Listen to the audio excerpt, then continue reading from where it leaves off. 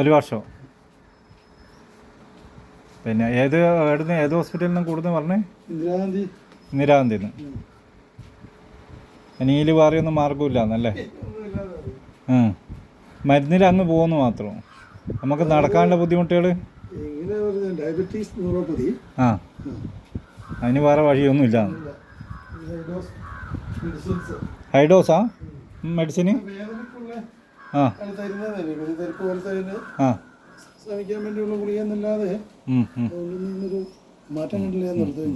ഏകദേശം ഒരു കൊല്ലം കഴിച്ചിനാ? ആ ആ ആ, അതിനെ കൊണ്ട് വലിയ ഗുണമൊന്നുമില്ലാന്ന് തോന്നിയാലേ പിന്നെ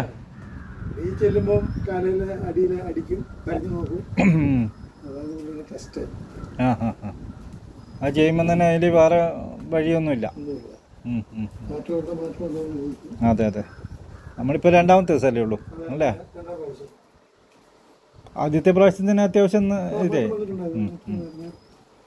ഇപ്പം ഇനി വേറെ ബുദ്ധിമുട്ടൊന്നും ഉണ്ടാവില്ല. ഇനി ഒറ്റക്കാലിൽ നിന്നിട്ട് കാലും മുട്ട് മടക്കി വെക്കും. അതന്നെ ഇപ്പോൾ പറ്റുന്നില്ലേ?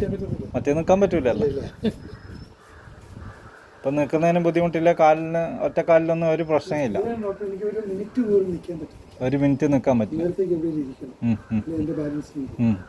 അതായത് നമ്മൾ സാധാരണ രീതിയിൽ നിന്നും വ്യത്യാസമായിട്ടാണല്ലോ.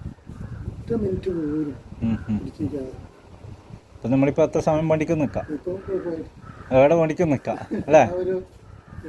ഒരു കോൺഫിഡൻറ്റും വന്നല്ലേ?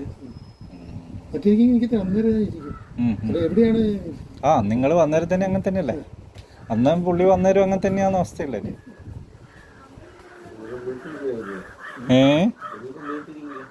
അതെ, ഇനി എല്ലായിടത്തും നമ്മൾ കറങ്ങിക്കോളെ. ചെറിയ ചരലെല്ലാം ഉണ്ടെങ്കിൽ അതിലെ കൂടി അങ്ങ് നടന്നോളാം.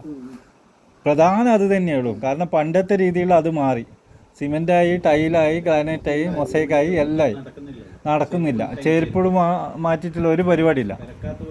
ഇല്ല, അതാണ്.